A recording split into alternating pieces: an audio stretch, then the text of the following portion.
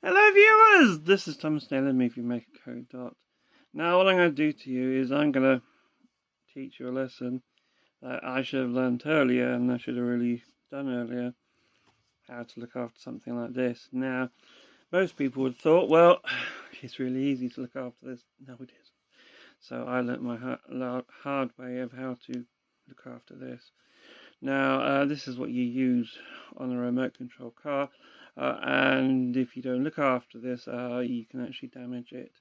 Now, you can overcharge it, you can undercharge it, and then you can, well, if you don't use it properly, it dies. So, what I'm going to do is I'm going to tell you a couple of things that I did wrong with this. Well, to start off with, I didn't use it enough. Yeah. Surprising enough, yep, you can't use this enough, and then I didn't charge it after. I didn't put a charge on this enough to keep it alive after. So, yep, that's something you need to do. You need to make sure this has enough charge after for it to stay alive. Yay. So, this battery is dead. I want to try and put it onto the charger that I've got, and it won't accept it. Now I have got another battery that is doing the same thing, but the thing is with that one is that battery charger doesn't actually have any sort of capability of actually not accepting it, and I've just forced it to actually charge the battery. This one, battery charger, has a brain, and it's saying it's not going to charge this one. So this battery is probably not going to be used again unless I force it to charge. So, first thing, when you have a battery like this, charge it up fully and then use it. And then when the car stops, don't keep on using it. Come back, put a storage charge on it. That means you don't have to use it straight away after. This means the battery will last for a little while. That means you don't have to keep using it after immediately. That's what a storage charge is. Now this is what I've learned. So a storage charge is something where it keeps the battery alive until you want to use it again. Now exactly how long it lasts after that, I'm not exactly sure how long it will, but it allows you to hold the battery without a full charge until you actually want to use the car again, where you charge up fully, and then you can get a full-time use out of it. Overcharging. They say you don't go over the voltage or the ampage, otherwise you'll actually ruin the battery itself. Now there is one other thing with this. Be very careful with these batteries. They don't get too hot because they can catch fire.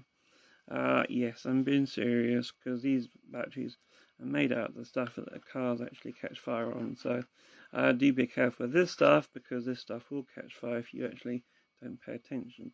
Now, when you look at the actual battery chargers, some of the battery chargers have fans on them for a reason, because they charge quickly. Some of the battery chargers, if I've got one to hand, and that's probably no, I would show you one. Don't have a fan on them because they're low voltage and low ampage, so they don't actually need one. But some of them are the high ones that charge quickly. They do have one on them, so that means they need a fan on them, so they actually don't overheat quickly. But you gotta be careful just in case it does happen, so you make sure you gotta watch it. I don't think they're going to catch fire, but you just got to keep an eye on them, and you got to make sure you watch them while they're charging. So this is just the Q&A on how to look after remote control battery for remote control cars. Now, which one do you have? Well, each car has different ones like this. There are different name plugs for them. I don't know all of the names for the plugs, but each one has different types of plugs. So you'll have to work out which one it is, and the chargers themselves will have different types of adapters to go to the chargers.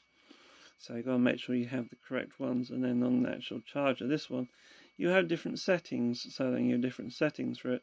So you've got to make sure you have the correct settings, otherwise you'll either undercharge it or overcharge it, and it'll either catch on fire or it'll actually ruin the battery or not charge it enough. So these kind of things you have to work out, and then sometimes if you're onto YouTube, you'll understand this stuff much better than if you read the manual, but it's really up to you if you want to read the manual than if you want to watch the YouTube video. I'm not the best person to tell you how to use the charger because I'm not the best person about reading about it. So what you can do is you can look at the charger and you can put the details in and you can see if it works. Otherwise, if you go onto YouTube and look at the charger itself, usually most of those chargers that are online, people actually show you how to do it. So that's usually the best idea for where you can go with the particular chargers. So I'm just showing that these batteries here, regardless of which ones you've got to make sure you actually put a storage charge on them if you don't use them. You've got to make sure you don't run them down completely when you're out in the field, because that means you might actually ruin them.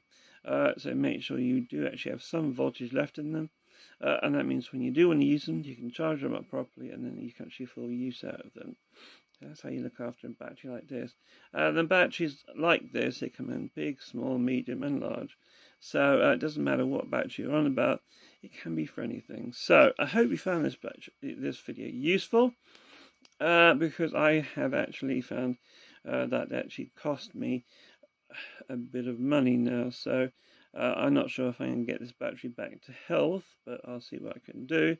So everyone, I hope you found this useful, and I hope you guys have a nice evening, night, morning. This is Thomas Naylor, Movie Maker, signing out. Have a good one. Goodbye.